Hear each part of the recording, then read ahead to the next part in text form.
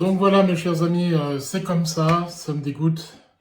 Mais bon, faut voir le bon côté des choses puisque je vais pouvoir enfin pour la dernière fois engloutir la dinde de Noël.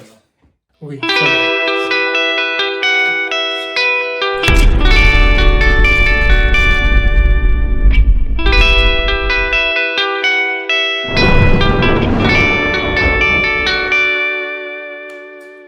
Clap, bonjour à vous tous, mes très chers amis, j'espère que vous allez bien. Deuxième partie de cette trilogie consacrée à le combat d'une vie, donc à savoir vaincre mon obésité. Donc pour que vous sachiez toute mon histoire par rapport à cette maladie, car je rappelle que l'obésité est une maladie, vous pouvez retrouver tous les détails ici. Aujourd'hui donc je serai accompagné de mon chien qui s'appelle Oreo. Donc voilà, et sans plus tarder, c'est parti, commençons. Alors, durant cette deuxième partie, je vais vous présenter en lui-même le protocole, ce que j'ai eu, etc. Et combien que ça a coûté. Bien que la plupart du temps, votre mutuelle plus la sécurité sociale rembourse intégralement plus ou moins des études. Alors déjà, la plus grande décision que vous ayez prise, c'est de sauter le pas. Oui, parce que on entend beaucoup de choses, on a peur de l'inconnu, etc., etc. Pour ma part, donc, je suis près de Saint-Étienne, donc je suis à HTN, les hôpitaux privés de la Loire, où que, effectivement, il y a un centre de l'obésité qui est consacré donc à la problématique de cette maladie. Et je dois vous dire que je suis intégralement bien suivi. Donc voilà, une petite dédicace à tout le personnel qui me suit si jamais par chance vous regardez cette vidéo. Donc, le premier rendez-vous est vraiment très crucial puisque vous allez avoir rendez-vous avec le chirurgien de l'obésité qui va vous prescrire une prise de sang. Ça va aller. Oh oui. Donc, je disais, le premier rendez-vous, c'est votre chirurgien va vous prescrire à faire une prise de sang. Alors, pas n'importe quelle prise de sang puisqu'il y aura plus de 30 paramètres.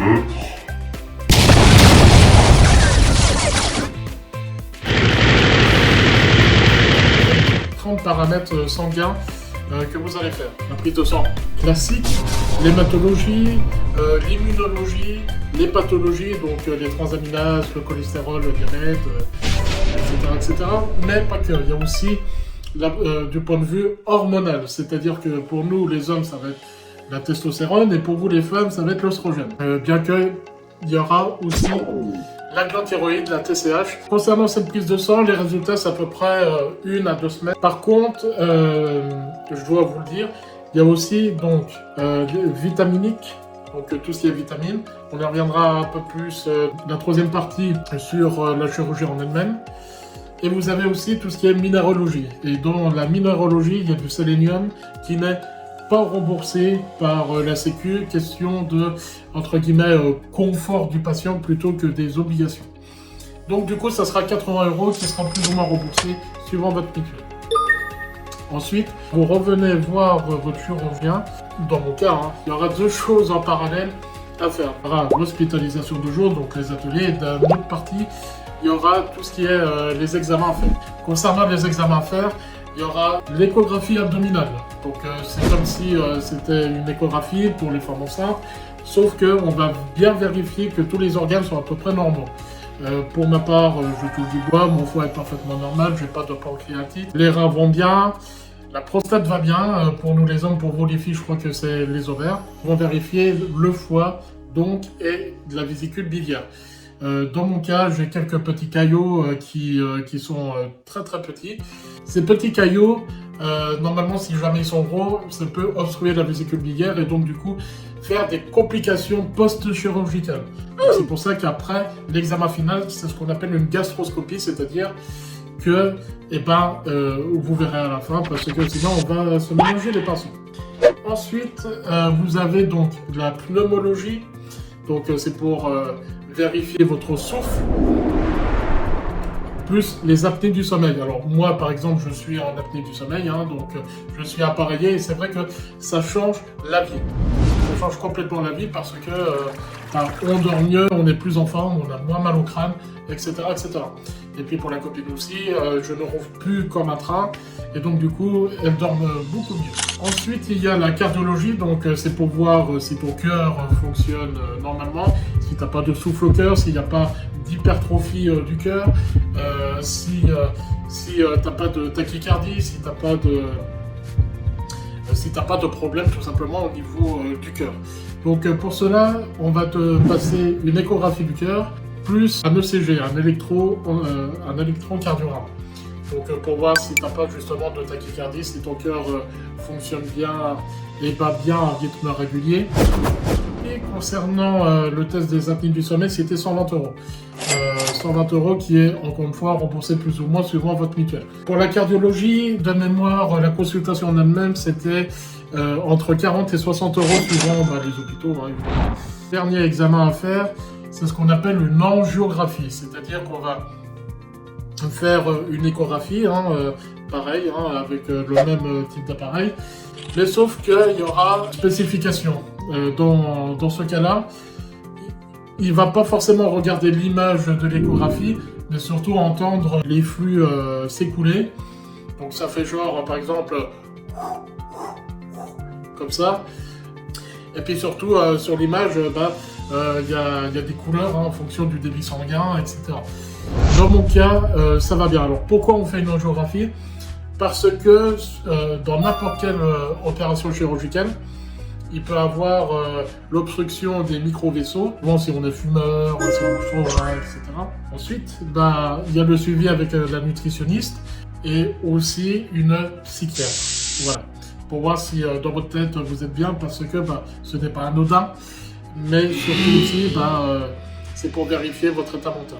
Pourquoi psychiatre et non pas psychologue? Parce qu'un psychiatre, c'est vraiment un médecin reconnu en tant que tel. C'est-à-dire que, contrairement à un psychologue, c'est intégralement remboursé par la Sécu. C'est ce que je vous conseille en tout cas. Et ça peut varier de 40 à 60 € par séance.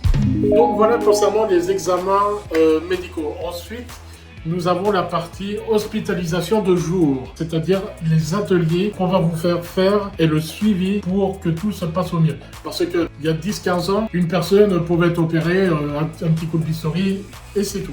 Mais on s'est rendu compte que post-opératoire, les personnes sont en dépression et abandonnent.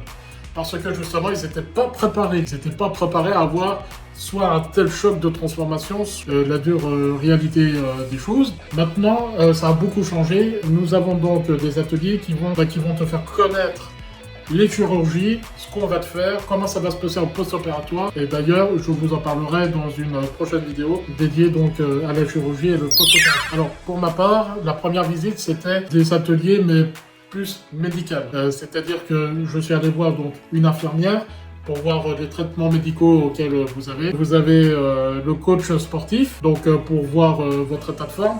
Dans mon cas, il fallait faire en 6 minutes. Vous devez accomplir la plus grande distance en marchant que vous pouvez. Pour ma part, c'était 750 mètres, ce qui est très bien pour un poids compris entre 140 kg plus ou moins 10 kg. Et il y avait aussi les squats. En 30 secondes, faire un maximum de squats. Moi, j'en ai fait 28. Merci le tennis de table. Bon, par contre, après, j'avais les jambes coupées, évidemment. Cela va de soi. Vous allez voir une psychologue, justement, pour faire un peu l'état des lieux, et une nutritionniste pour savoir si ce que vous faites est bien, pas bien, etc. Alors, chose très importante.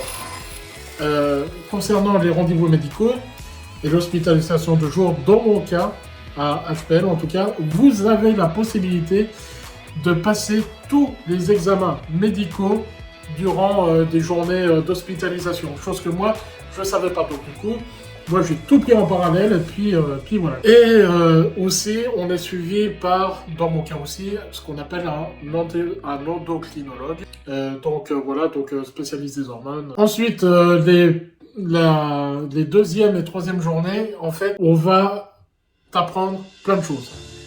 L'aspect psychologie, comment ça va être, les différents types d'opérations chirurgicales et le post-opératoire. Mais ça, encore une fois, je vous réserve dans une troisième vidéo. Et enfin, pour finir, l'examen final. Voilà, on a tout fait les examens. Si tout va bien, parfait. Maintenant, c'est la gastroscopie. Et je dois vous avouer un truc. Alors, on a besoin d'un médecin, il n'y a pas de souci. Je les respecte énormément parce que j'ai voulu être médecin moi aussi, mais j'avais pas la bosse des maths pour le PACES. Bref, je les respecte énormément. Mais n'empêche que les consultations d'anesthésistes, même si c'est remboursé intégralement par la Sécu, en 10 minutes, il s'est fait 60 €. Prendre attention, dire truc bidou chouette et puis merci, au revoir. 60 €, bah c'est pas mal quoi. Pour l'anesthésiste, eh ben en fait, il va te questionner si tu vas t'endormir ou pas pour la gastroscopie, à savoir que ça dure que 15 minutes et que, moi, dans tous les cas, je ne veux aucun souvenir qu'on m'introduise une caméra filière dans la gorge, l'estomac, etc., tout ressentir. Dans mon cas aussi, par malchance, il y a eu les inondations de Chabanais et tout ça là-haut. Donc c'était le 15 octobre dernier. Malheureusement, je n'ai pas pu y aller pour cette raison-là, mais aussi parce que j'avais un peu de fièvre, je me sentais pas trop. Donc du coup, c'est reporté au vendredi 13 décembre et mon opération est prévue en 2025 seulement. Donc c'est pour cela que ça me fait drôlement chier parce que je sais pas de quoi l'avenir sera fait. Est-ce que j'aurai retrouvé du travail parce que je viens de finir un contrat d'intérim? Je ne sais foutrement rien. En revanche, le point positif dans tout ça, mes très chers amis, c'est qu'il faut toujours voir le bon côté des choses. C'est que je vais pouvoir fêter mon dernier Noël dignement je vais pas dire en m'empiffant, mais en profitant de toutes ces victoires en famille. Et je vous avoue que, tant mieux. Tant mieux. Voilà mes très chers amis, donc comme je vous l'ai dit, moi, je me sens plutôt bien. Psychologiquement, même si ça me fait chier. Donc voilà, vivement que ça se termine, parce que j'ai vraiment hâte que ça se termine. Encore une fois, c'est ce que je vous ai dit dans la première vidéo, pour ma santé, pour moi-même, pour m'apprécier physiquement, parce que je ne m'apprécie pas comme que je suis, pour la copine et pour mon sport aussi, pour que j'augmente au niveau de mon classement du tennis de table. Donc voilà mes très chers amis, j'espère que vous avez apprécié cette vidéo. Alors je suis désolé pour la qualité de cette vidéo, c'est un peu bizarre. Mais en tout cas je vous fais des gros bisous, prenez bien soin de vous et puis à très bientôt. Bisous bisous.